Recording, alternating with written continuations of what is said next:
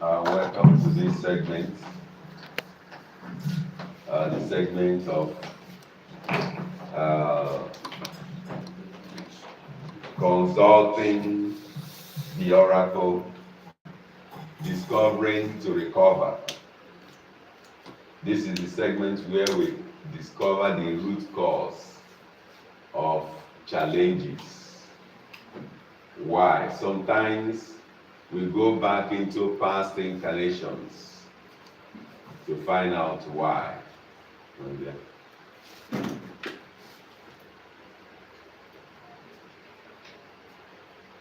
So, I want to start by asking, the information we have given, is it true? Is it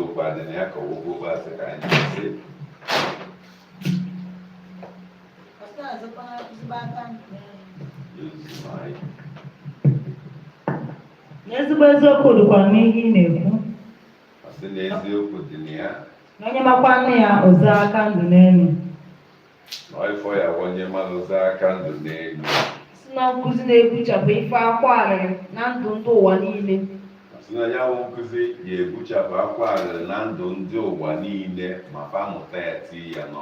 Aja na na-ekenekwa gị na nkụzi dị mma ka ị wetara.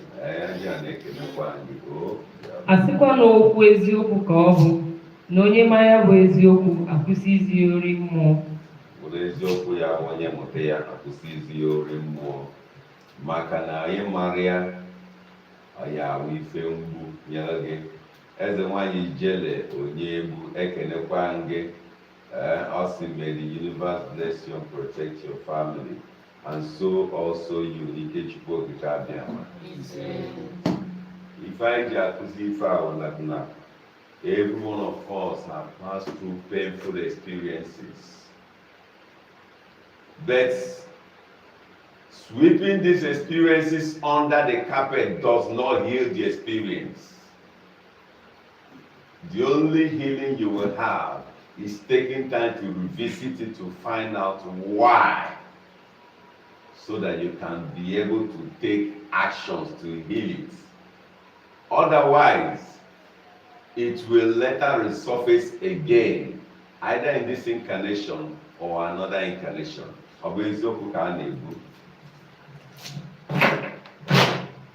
na eziokwu ka ị na-ekwu na ife ikwu gbara na ete ọbara ife pụtara ife.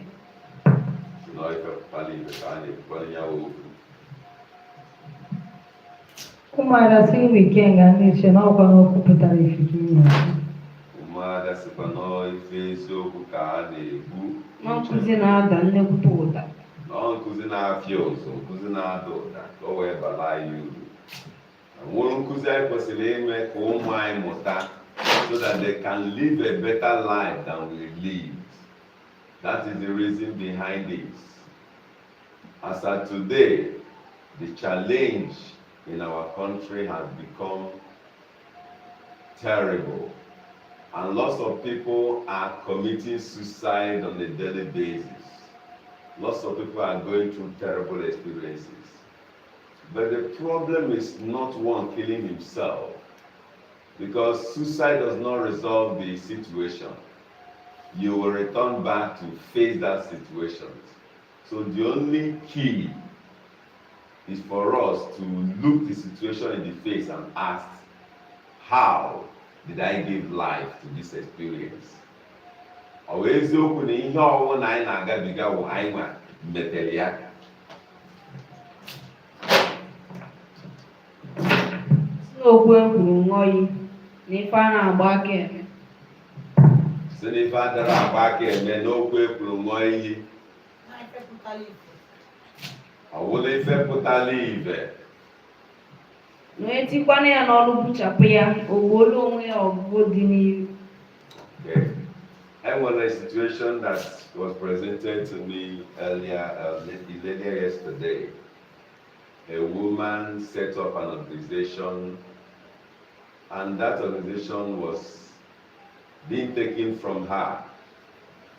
Now, when we were address organization, I said, "I'm doing a fast call on those who will go on Wambo, Ndobulemu." And then Kekanke, Nadia will know Jimelo. Non Napoleon, his fundamental human rights enslaved him and suffered him, and he took a vow of vengeance. And in this incarnation, he became the husband and to maltreat her. This is a cycle of life. Now, ordinarily, people will be crying, "Why me?" They were crying God to punish their enemy without knowing that there is nothing like enemy. They are simply balancing out our own creation, bringing unto us the seed of our creation. But the only solution lies in taking actions to heal that experience. Because the person that is hurting you is planting a seed that will reap in the next incarnation. But if you do not cut away that energy, you both of you will need to pay each other for you to oppress him and to suffer the consequence again. But when you sever the cord, nature will bring him teach you that position in on ya, so that I know yours of good or ya. Always look kind of deliver.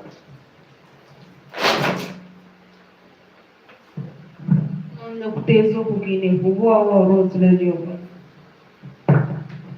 A sịkwa na ndị ọcha ala sọpọtụrụ ihe ị na-ekwu n'okwu eziokwu, okwu eji eweta udo n'ezinụlọ. Kasị ejita atụkwa enwekwara akụkụ na ya bụ okwu ekwuru bụkwara okwu na-eweta udo na ndụ mmadụ. Ọ ya ka eji wee sị na ọ dị ka ọ dị kpọsa, ọ dị ka ọ dị azụọ. Any thoughts that you continuously hold, any experience you're having in your family is never by accident. There is a root cause. If you do not take time to study it, whatever you have, you're simply postponing the evil day and passing it on to your generation to continue. That's why when they say that the children will inherit the sins of the fathers, it is simply saying that you will return back as the child in that family to continue in paying the price of your actions.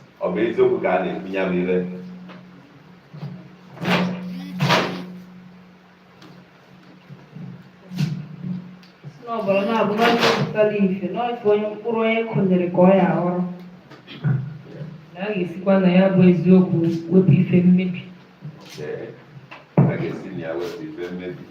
Ndị chọọchị gị wa aka jọfọ gị jisikwa ike. So the key will ka anyị chọtagodo ebe mmiri baa n'opi ụgbọgụrụ. Maka na anyị chọta ya, the next thing will be to take action to resolve it, and then to create a mental concept of the change we wish to experience. Now, this is one aspect that many people don't take cognizance of. There is no way you can stay without a picture in your mind. Is it possible? At every moment of your life, pictures are playing in your mind. Even when you're sleeping, pictures are playing in your mind, and you call it dream. Now, it is either a picture of negativity or of positive action. But such pictures are a reflection of your thoughts on a daily basis, of the interactions and the actions you take. Ọ bụ eziokwu ka a na-ekwu.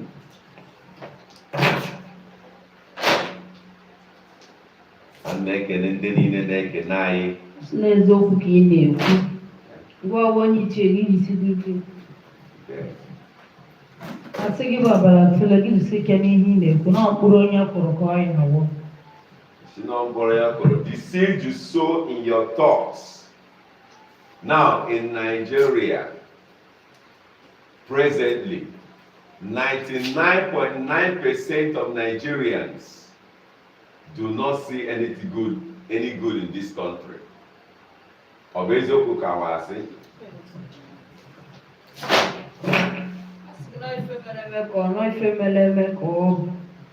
Now, because this is the thought they are projecting, the group energy dynamics of our nation is negatively charged.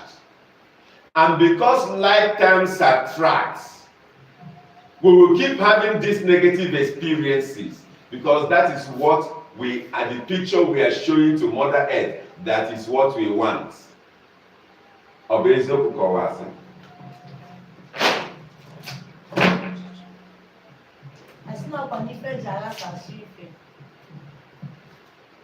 Asịna ihe ji aghasasị ihe n'obodo.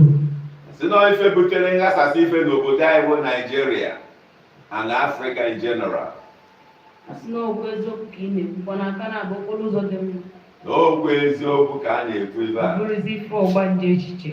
Nọọ ife ọgbanje echiche na-ebutere ndị Nigeria. Na-akụsasị udo. Na-akụsasịla ife niile, na-akụsasị the economy.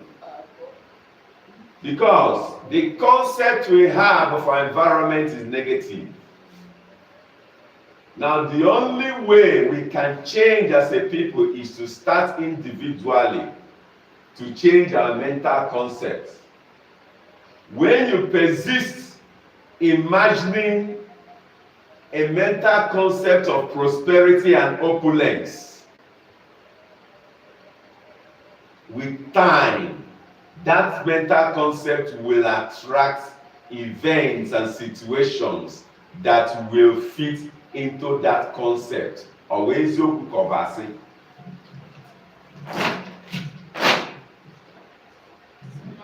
No ife na-afịa ọzọ ka egbe ka ị na-ekwu n'eziokwu ka ọ bụ. Asị gị ike nga ndị iche na ọkwa nnukwu ama ka ị na-agba. Si n'ọbụ nnukwu ama ka a na-agba.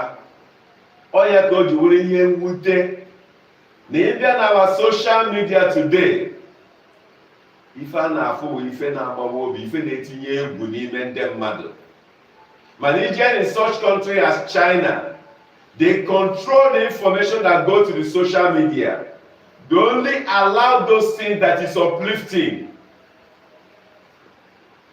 When a people don't take charge of the information that circulates in the environment, they bring disaster into that environment. And I'll tell you that the colonial masters will encourage these negative messages because it fits their concept of what they want Africa to be.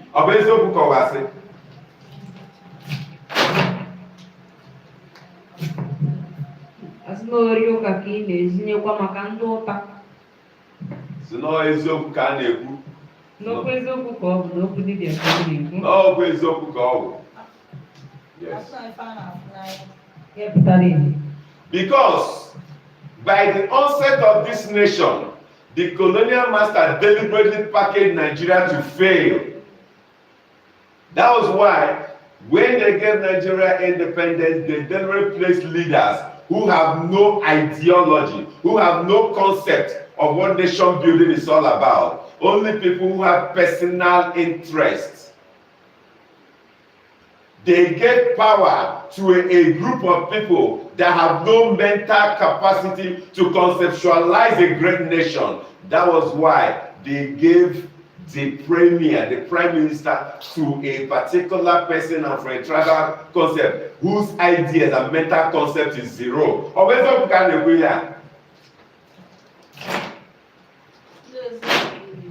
Anasịkwa ọbụla kelejisi ike n'okwu ndị ọkụ ka ị na-ekwu okwu ziri ezi. Asị na-efe na-ekwu bụ ife ji dachiela anyị akụ na ụba. Asị na ife ji dachie akụnụba Afrịka. Asị na ebe ihe na-ekwu na amatakwana ya na anyị eze ezigbo aka ndụ n'elu na aṅụrị ga-adịkwa nna ya bụ. Si na ife ọya awụ anyị mata ya ezi aka ndụ n'elu. A na-ekwu na ụfọdụ ndị oyibo bụ ndị akwụ ya agbakọta maka ya bụ. Ụtafa na-agba enwere ebe olu maka mmeri ife niile. Asị na ọkwa na akwụkwọ ha bụ ndị ọcha na-ekwu iwe. Asị na ife ha kpachara anya wee hiwe ka e nwee ike ka ha wee mee a slave oya with neo-colonialism, and that thing has continued manifesting empty heads as the leaders of these nations of Africa. And they made it a point of duty na onye ọbụla nwere any concept of greatness ha bịa they will create event a eji wee gbuo onye ahụ. Ọ bụ eziokwu ka a na-ekwu. Ife ji wee gbuo Muammar Gaddafi, gbuo Thomas Sankara, gbuo all Patrice Lumumba, and all the great men who have great ideas for this nation of Africa. Ndị mmesi na ha na-akpa ife na-ekwu n'okwu eziokwu. Asịgbu ọrụ otu iji si ike kwa Chike na David na-aja gị mma maka ya nkụzi wetara n'ọka iwe mepe anya ndị Igbo. Asị na ihe na-ekwe n'obi ihe a na-akụ a na-ada n'ọkwa na ihe bịara Naịjirịa na mberede. Ife o ji agbawanye mmiri, we can no longer allow this thing to continue. What is the solution forward? If I am.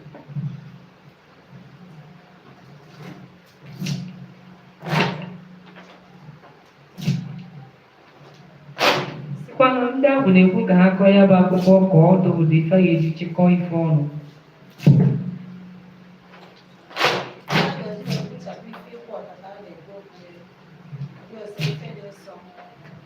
Abụọ ọbara tụrụ n'ahụ ka ya akọ ọfụma maka ife ọkara aka. Asịkwanụ ka a gbakwuru ogwugwu ịṅụ aja ala. Asị n'ọnwa aja ala ka anyị agbakwuru a ga-eji wee rụọ nyanwụ ọrụ ya egbube nyanwụ ụdọ. Ihe a ọgbụgba ndụ butela at this time so that we will step up to change the situation. We can no longer keep quiet. It is not about who is the leader, it's about the mind concept of the followers that is the problem. Because if we can individually change our mental concept of ourselves and our environment, our life will change to that extent. And if collectively others do the same, they will still experience the same change that will culminate in the change of leadership. Always open conversation.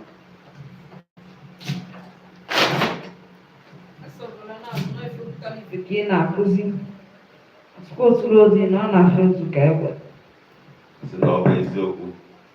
So ihe m ji akụzi ife ahụ na everybody should check himself ka ọ malụ ebe mmiri si baa n'opi ụgbọgụrụ na ndụ ya. Whatever it is that have hurt you, whatever it is that have challenged you, you don't need to just relax because it's no longer happening, or because you think you've outgrown it. You cannot outgrow energy. It will only cycle out, step down, only to energize and come up again on a different level of ways you can equivalent.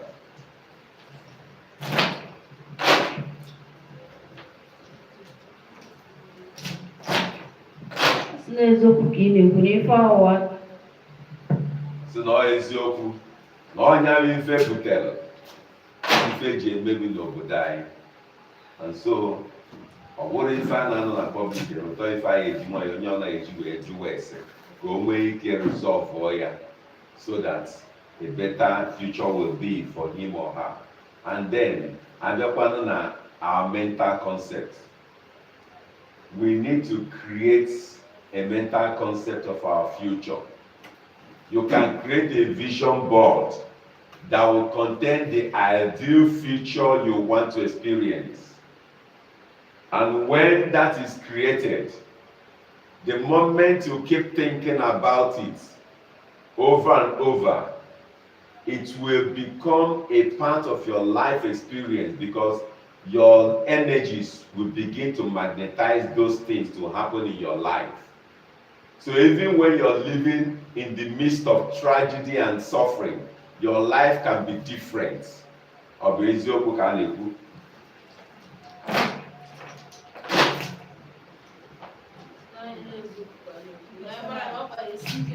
Eziokwu ka a na-ekwu na amara ya wee eziokwu na ọkpa ga-esi anyị ike n'ala. Asị na eziokwu ka a na-ekwu na onye mara ya wee eziokwu na ọkpa ya esi ya ike n'ala. Ọ ya ka o ji dị mkpa ka anyị mara ya. And then in every family in Africa there is an ancestral altar. You need to, no matter what you have been told, enwere eziokwu dị na agwa gị asị gị na Jizọs ewere gị ọnọdụ, ihe a bụ okpukpe asị. Chi dị na mba ọzọ can never defeat your ancestral deity. Ọkwa mba na-achị n'olu n'olu. So you need to find out what form of energy is encoded in your ancestral altar. Because the energy encoded in your ancestral altar is forever recycling and controlling your life, whether you know it or not. Ọ bụ eziokwu ka a na-ekwu ya.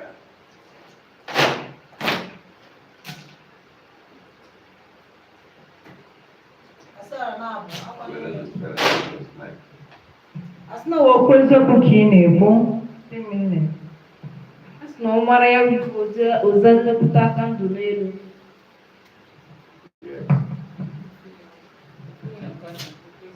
Now, were families, their ancestors had the challenge of children. Then, feje gba dubata mmụọ iwe ya si ya nọọ ka ha mụta ụmụ. Mana fa agbara ọgbụgba ndụ ego, and as such, the family ya na-amụ ụmụ, mana akụnụba ya adịzi. Nwere ndị ụbịam karị na family eje dubata mmụọ ihe na-ebute akụnụba, elozọ na aya balansị ya ka ya na-enwekwa ogologo ndụ ma ka a na-enwekwa ọmụmụ. We find out that most times we face our life challenge and forget that we need to create balance. Why some families, because they neglected certain altar, okute hardship and okoro eto eto, that is ọnwụ ike n'ezinụlọ. Ọ bụ eziokwu ka a na-ekwu. Asị na eziokwu ka ị na-ekwu. Asị na okwu eziokwu na onye mara ya udeachi ya. Asị na ọ bụ eziokwu onye mara ya udeachi ya. Asị na okwu a ji enweta ife n'ezinụlọ. Asị na okwu eji enweta ife n'ezinụlọ. Instead of ị na-eme mkpọtụ si na enwere ike n'obe nna gị, ada egbu mmụọ egbu, there's no way you can ever banish any spirit in your family. It's not possible because you don't know their origin. But rather, you can tune their vibration to operate on a higher scale, on a more balanced frequency, where it becomes beneficial to you in accordance with the present life situation. For example, in past incarnations, the hallmark of spirituality was poverty. That's all through being poor. Keji efe Chukwu. Ọ bụ eziokwu ka ọ bụ asị?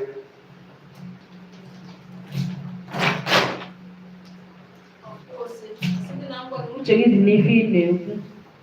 Oh yeah, many people took the oath of poverty. Some people took oath of celibacy. Na fa ya anụ nwanyị, na fa ya anụ di, ka fa wee fee mmụọ. Ịbịazie onye nwe ịnụzi di n'ụwa, impossible, ọ bụrụ problem. Ọnụ ya nọ, ọ na-akụsasịrị ya, onye mmụọ ọṅụ na ya. Ụfọdụ I'll take that oath of celibacy in that past incarnation. Ọ bịa this one, ịnụzi di, ịnụzi nwanyị, problem. Or because he did not take time to understand the root energy of his life. Or eziokwu ka na-ekwu ife a. Asị gị lee anọ eziokwu ka obodo ebipụtara jite ọbara wee tie n'ọrụma nnekwute nzu ife akwalere ebe. Asị na ife eji asụ ụzọ n'okwu eziokwu ka ọ bụ onye mata ya. Ọ ife eji asụ ụzọ bụrụ eziokwu ma onye mata ọbali uru. Ọ ya ka o ji dị mkpa. Don't take anything for granted. Nothing happens by chance. Every experience of your life needs to be investigated to find out the root cause so that you can heal or continue energizing it. If you don't take time to find out the root cause of that wealth, a time will come where the money will cease.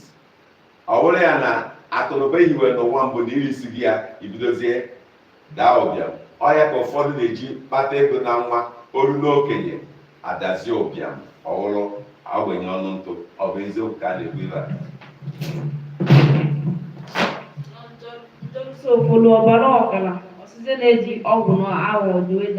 Asịzie na ọnya mere ụfọdụ pụta ya sị na a na-agwọrọ ha ọgwụ.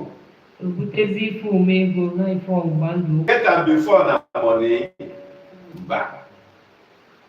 But if you take time to understand ife mere gị ego a, ife mere eji mụọ gị n'ikpe a, ọ ife mere eji kpata ego a, ọ ya eme gị inwe ike add their energy to it so that more of it will come. Ọ ya mere, when Nigeria was having money, we had an empty leader say that money is not the problem of Nigeria,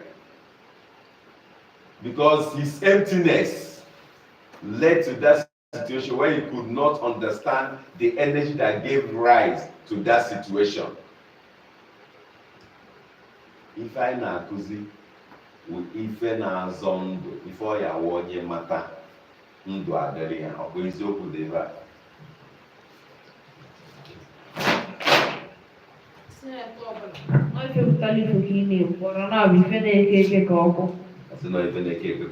All right, let's entertain questions. Ifeoma Obi na-ajụ ese kee ọgbụgba ndụ butere nsogbu na marriage ya. Ya Ifeoma Obi na-ajụ ese ka ọgbụgba ndụ butere nsogbu na marriage ya. Asị ka akọrọ ya akụkọ n'ọkwa ife dị na ịkpata ego. Sịkwa na ya mara na ọ ya abịakwanụ mara ruo dị ụwa ya ọfụma. Ọ na-akụsasịrị nnegbuta ife. Ifeoma Obi asị na ihe edubatakwanụ ndị ụwa gị ụlọ, na ọ na-afụta onye anyị nụrụ dịka onye ya na ya na-azọ nwaanyị ụzọ, o wee na-aghasasịrị gị ife, na-akụsasị akụnụba. Nwoke ife na-ada agala ọfụma ada enwe ọṅụ na ndụ ya. Nọ dibịa mmiri ka ọ bụ. Asị gị marakwa na ọkwa na dibịa mmiri ka ị bụ na ị nwere ọkpụkpọ oku. N'ọwụ nnukwu eze nwaanyị ka ọ bụ.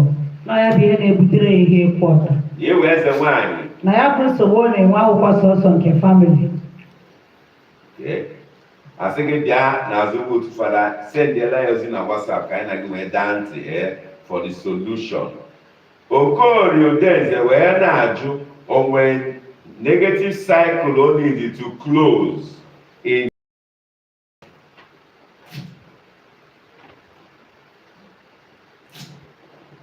n'okwu egburu nwanyị na ebe ọ na-azụ afịa na ya gbapụrụ ya kpuchapụkwa ya ife. Ife dị n'oyi, ndị oyi na-agbawakarị ya obi. Okorie Udenze asị na ife dị n'oyi na ndị oyi na-emewakarị gị obi. Na ọ na-emekwa ma ebe ị na-azụ afịa ewee na-achọ ọgịrị butere oyi ị na-aghasala ebi ka ọgbụgba ndụ butere ya na ndụ ya. Asị na nnekwute mmadụ n'ụwa mbụ na ọ rekwara ụfọdụ ndị mmadụ ohu. Asị na ụwa mbụ na ịwụ nnekwute mmadụ bet na ịkpara ndị mmadụ ree ha ohu, na ndị niile anyị rere ohu n'ụwa mbụ na ọha mazitokaziri kịta wee na-eme gị ụlọ aga n'anya wee na-abọ gị ọbụ na ị ya akwụ ụgwọ ihe mere ndị mmadụ na anyị arụ ọrụ ka akwụọrụ gị ụgwọ ụwa. Ọ ya ka ị ga-eji wee nwee echi wee na-ekwukwa okwu. Igwe Ebuka na-ajụ ese ka ife mee ihe ji wee dị so difficult in his life.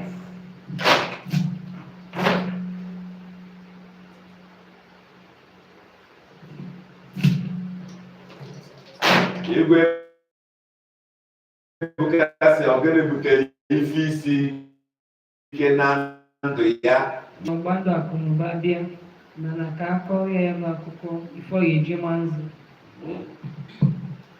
a sị na akọrọ ya bụ akụkọ na ọmata ya bụ akụkọ na ọ ga-enwekwa nnukwu chi na ọ ifepụtala ife ka a na-akọrọ ya ọra ndị mmadụ na-asị ya bịakwa na ka ha daa ntị n'ọkwa nnukwu mmadụ ka ọ bụ nwa si ikwu nne a na-asị ya nwata nwoke ya gbawa n'ọsọ n'ọgbata ọsọ agụọ nwaanyị maka ndị iche echebiri echebi na ọrụ mara ya igwe Ebuka asị ngwa gị na ọrụ mara gị na ewu dibịa na ijikwa na akala aka dị mma wee bịa ụwa mana na ụmụada si gị bịa nso n'ikwu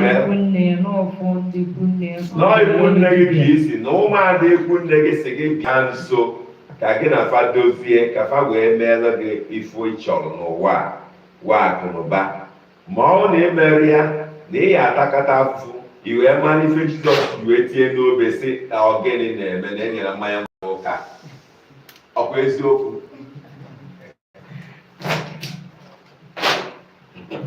maka ọ bụrụ na ọ da-aṅụ mmanya ya ma nke na-agba ụka n'eziokwu dị ma ọ makwara ya fụkwa ogbulozi n'ife na-emele ya na ife ifele ka anyị na-egosi gị na ndụ ka ị gbawa ụka ka i bunye ọfọ gị biko from the house Chijioke Nwamba na-ajụ ikwu nna m ka m si ruo ụwa ka ikwu nne m. Maazị ga-ajụ ahụrụ ife dị matter on content. Onye ọrụ ajụrụ ajụ na-adịghị in direction to what we discussed today. Maazị ajụjụ a we are trying to find solution to the cycle of negativities we are having, and so your question must be directed to that before you can get answer from me. Otherwise, it's your answer. Bịa na WhatsApp ka ị nye fada ife ọ na-eri ka fada nwee ume wee zara gị nyawa ajụjụ. Aha m Chizere Amoye Nwuchila. N'ezie, nkụzi a tụrụ n'ụbọchị taa o metụtara m because mgbe m dị obere adịbụ m briliant ihe na-agara m nke ọma m na-eweta udo na ezinụlọ m pipụ m ji maka mụnwa na-ama maka so mgbe ya bịaziri enwere mrụmrụ one certain time a woman dịka my mother na kitchen man help ya a woman bịa pụta na akụ were ihe dịka osi na-apịa m mana akpọ my mother for help ọ sị m tọọ m na duma akpọrọla m ọ akpụgide m osi akpụga m n'ọkụ mmụọ. Since then my life has been a living hell. O wee sị na mgbe ọ nọ na nwata na ọ nọ na nlọfụ ebe nwaanyị bịara n'ebe ọ nọ na ya na nne ya nọ na kichin nwaanyị were ọkara na-apịa ya o tie nne ya ya zọpụta nne ya si ya ntọọ na onye a ya akụgide ya ife kụba ya na hell ọ bụrụ gịnị ka e gosiri ya bụ ife as is then na ndụ ya bụ truly a living hell. nọ ife abụmọnụ ụwa mbụ akwanyere akwanye n'ọkwa ife ọ gwara nne ya n'ụwa gboo si na omemekwala adị ese okwu na ife imere nne gị omume mbụ n'ụwa gboo butere na abụmọnụ butere ya bụ ife na anyị akpụrụ gị alụ imere mmadụ na alụ emere gị na ịkpụ alụ ọgbụgba ndụ okwu ọnụ akpụọnyarị anyanwụ alụ ọgbụgba ndụ okwu ọnụ ụwa mbụ abụmọnụ ọya ebe ka o bido kpatara akụlibe a asị ofe ekwuru nwe iyi si n'okwu ekwuru ṅụọ iyi nnọchite mma ya dị asị na ife anyị emere gị na ịya akpụ alụ na ọnwa alụ imetere n'ụwa mbụ against your mother.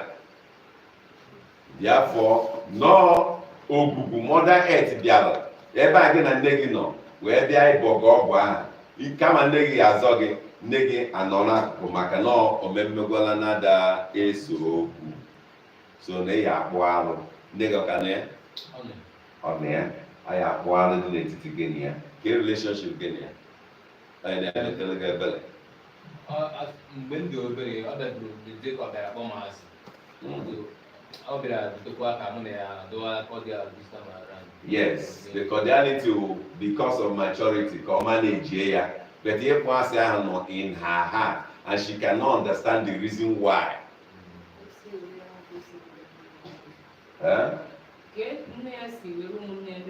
Awo ka o si were gị maka na but ịjụọ ya gịnị butere ya she cannot understand it but it's because of that past life breach gịnị ya nwere na ịbụrụ ya ọnụ n'ụwa mee ndụ ya difficult ya nwa apụtakwanụ mekwa ndụ gị difficult No, you have that energy. Oh, yeah, until you discover the root cause of your challenge.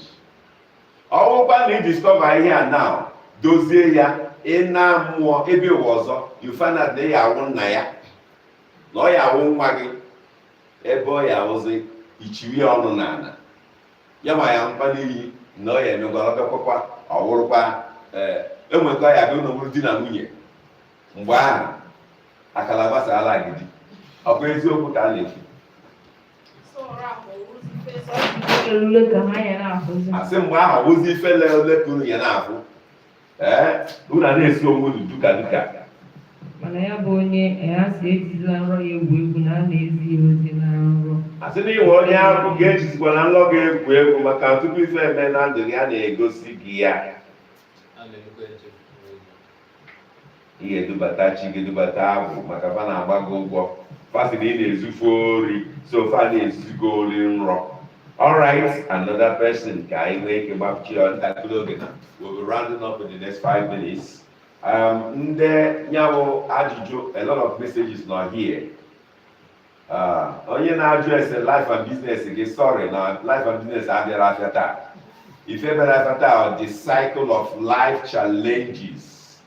Simon na-ajụ ese, okay, ọ nwetara ya, Simon Francis. Oru Simon wụrụ oru, Francis wụrụ oru. Aha gị wụ sorry. Mgbe ị maala afa gị, nenele gị ife.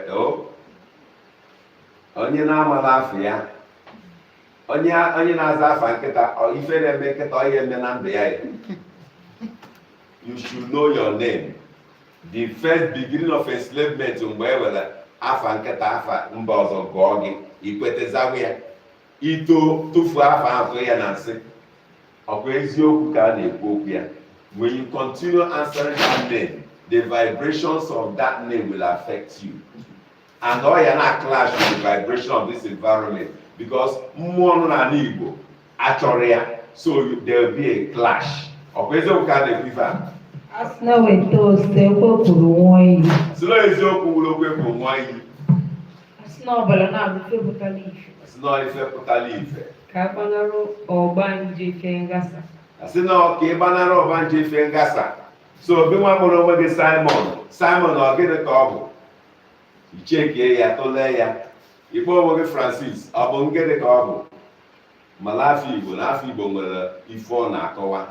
Afa niile a na-agụ n'ala Igbo nwere akụkọ ọ na-akọ. Agụọ oge Ogechukwu ejụọ Ogechukwu ọ nke echi ka ọ nke taa. Maka Ogechukwu ikwetezi na ọ nke kịta, Ogechukwu akụnụba ọrụ ife kwuru. Ọ bụ eziokwu ọwasị.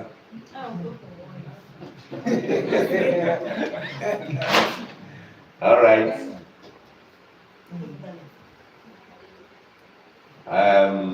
From the house, because this vicious cycle because every month or 2 months to my birthday, no matter how strong relationship will retain my crash. And I don't know why. Relationship with a king will be good.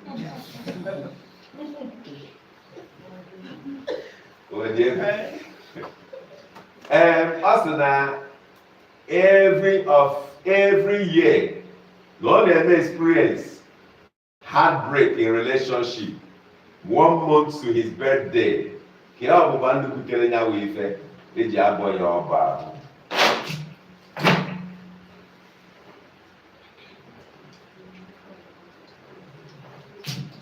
Asị na ife ọgbụgba ndụ butere ya alụsị ebi mmiri na-ekwu. Asị na gịnị ọgbụgba ndụ ahụ? Asọrọ na-abụ ife na ike ka ọkụ. Asị agala ose ife ifelo mere nwa ada n'ụwa mbụ. Asị na imere nwaanyị ife ifele n'ụwa mbụ gbawa ya obi ezi ụwa kịta na agbụrụ gị ọnụ na ihe na-egosi ife ifele n'ebe nwaanyị nọ. Ọ bụzi ife na-ata alụ na ndụ gị. Mana ị ga-akpụ n'alụ imere nwaada. Yes. Ọ sị egburu oge n'ime ya ọgharị wetara ife akwa alịrị n'ọdụ n'iru. Asị na ọ bụrụ na imere ya bụ ife ịgbụ alụ imere nwaada na ọ ya ebubata onye ya abịa na ịnụọ ya, o ya echi gị ọnụ n'ala, okwu oge ya na-atụpụta, o were si nye gị ya n'ọnụ, nye gị ya n'ime, nye gị ya n'ike. Irie nsị gị n'ọnụ wee maa na nwaanyị nwere ife ọ na-eme. Maka ndị a na-eji ụmụ nwaanyị agba football, uche unu dịkwa ya. The worst thing you can ever do in life we imejọ nwanyị, Mother Earth will never forgive you. Ọ bụ eziokwu na ebe a?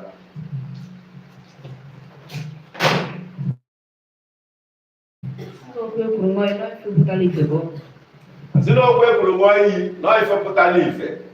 Women are the sacred flowers of the earth that renews the earth. When you hurt anybody, you accumulate karma that Mother Earth will avenge. Ọkwa eziokwu ka ekwuru ife a. Aka ọ n'Igbo ka ọ n'Igbo ka onye ka akwụsị ịra ụmụ nwoke ife nra.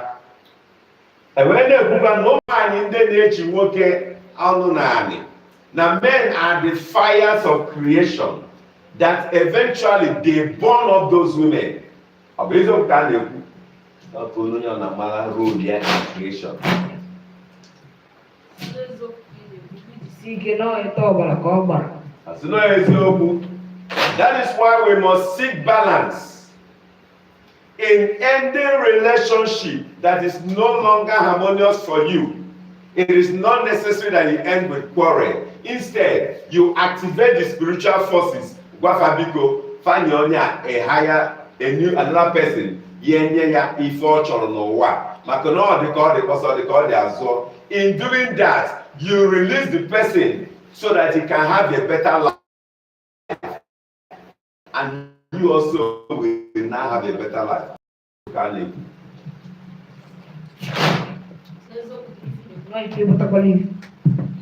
Enwere ndị ji maka ife ụwa ya ekwu wee na-akedo onwefa na abusive relationship, wee na-akedo onwefa in a relationship that will not leave any way for them, even though that is a result of karma. The important thing is to look deeply to find out the root cause, so that in healing it, you will dissolve it so that you continue growing in your life cycle.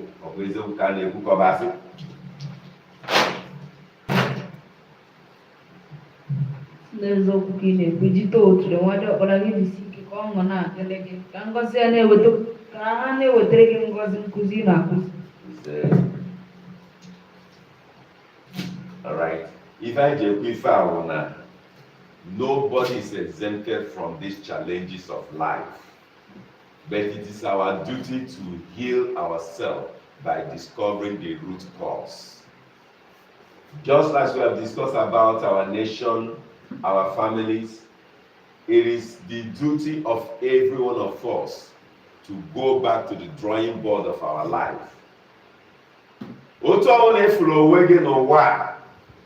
You cannot blame yourself. You don't need to weep over it. But if you happy or continue, then you are to blame.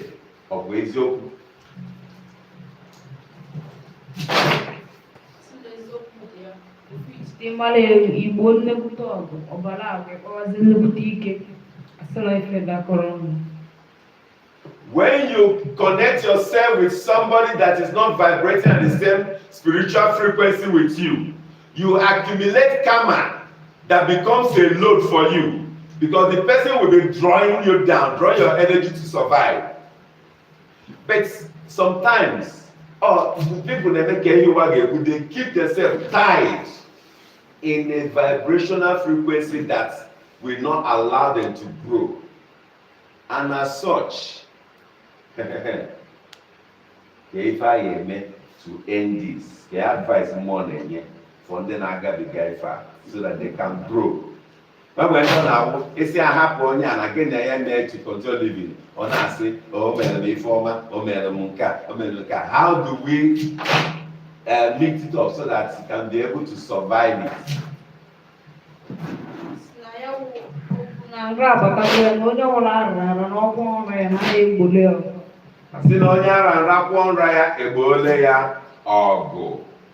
So what we are saying here is that in life, it is not about sentiments. Sometimes we use sentiments into our daily life, into our national life. Even at the leadership of Nigeria, any sentiment they choose the leadership. And the result is always disaster. But if we all look at the practical aspects of leadership, we realize that where somebody who has the vibrational requirements that will take the nation to the next level. Ọ bụ eziokwu ka a na-ekwu.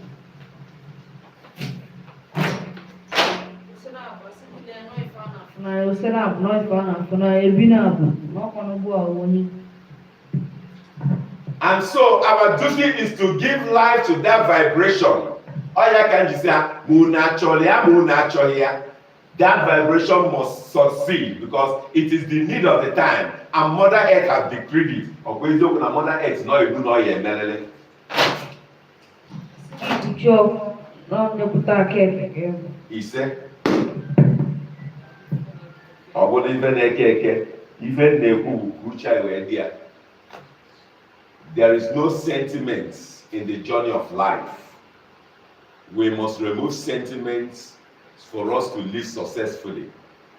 Sometimes, if it's physically difficult for you to take certain actions, take spiritual recourse. When you call it the spiritual forces and give them your resolve, there will be a peaceful separation. Onye ọbụla anọrọ na nke enwe ike move forward. In the nation, ndị Igbo ekwetebe mara ife na-eme ha. Ọ na ndị Igbo mara ya enwe ike mee ife ekwesịrị ime, a ga-enwe a peaceful rise in vibration. Ya etinye onye ọbụla ebe ọ kwesịrị ịdị, obodo enwere onwe ya. Ife na-ekwu ka anyị tete n'ụra. Ya dịkwara unu na mma. Onye ọbụla chọwa ife na-eme ya ka o dozie ya. Ndị nyanwụ ozi n'elu tara biko bịanụ na WhatsApp ka anyị na-unu nwee ike daa ntị. Unu na-eme ya ka Chukwuka bịa ma gọzie unu chekwaa na ike nke ya dị nsọ.